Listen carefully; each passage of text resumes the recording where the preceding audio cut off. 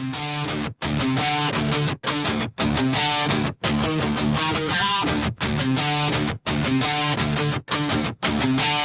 ang mga tunay na demonyo!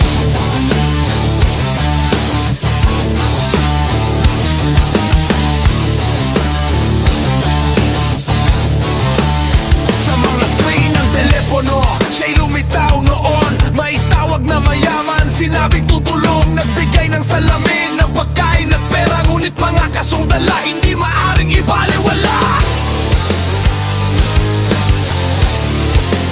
Sinabing kamag-anak, siya ng pamilyang Marcos. Ngunit tinanggihan ito parang na hokus-pokus. Mga kasong pangkalayaan, pang-abuso at estafa, ito ang mga bagay na kanyang kinakaharap na kulaan. Di ka ba titigil sa pagsisinungaling? Kailan kaya matataduhan at magigising? Si Francis Leo Marcos, kilala rin bilang Norman.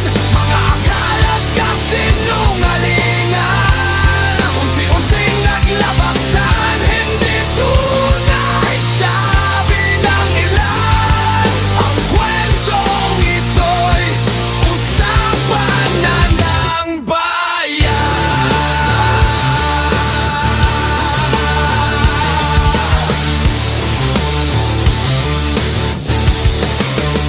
Mga mansyon at kotse, ipinakita sa madla. Ngunit hindi naman pala sa kanya talaga. Ang hamon sa mayayaman ay tulungan ng mahihirap. Ngunit yung pala siya makikinabang para ang buhay niya ay sumarap.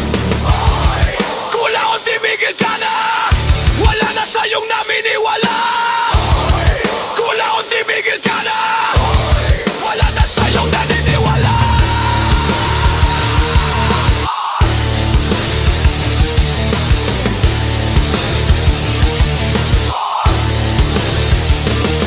Si Francis Leo Marcos, kilala rin bilang Norman. Mga akal at kasinungalingan, unti-unting naglabasan, hindi tunay sabi ng ilan. Ang kwentong ito'y usapan na ng bayan.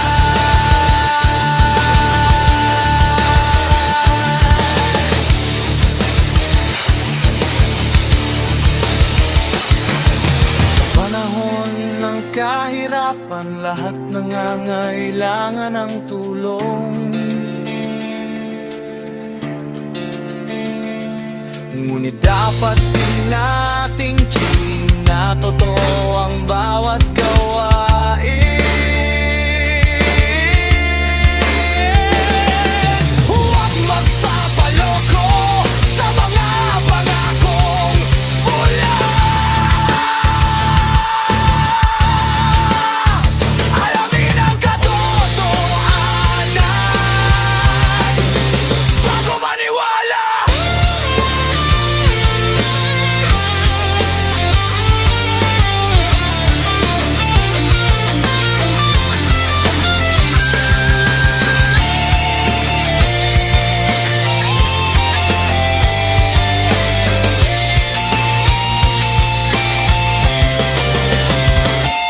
Si Francis Leo Marcos, kilala rin bilang Norman. Mga akal at kasinungalingan, unti-unting naglabasan, hindi tinay sabi ng ilan. Ang kwentong ito'y usapan na ng bayan.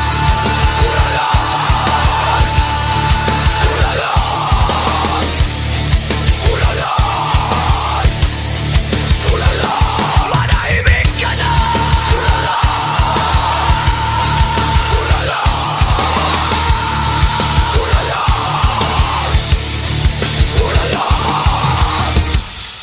Manahimik ka na!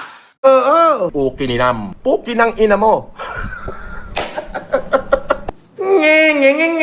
Strong Igorot at work!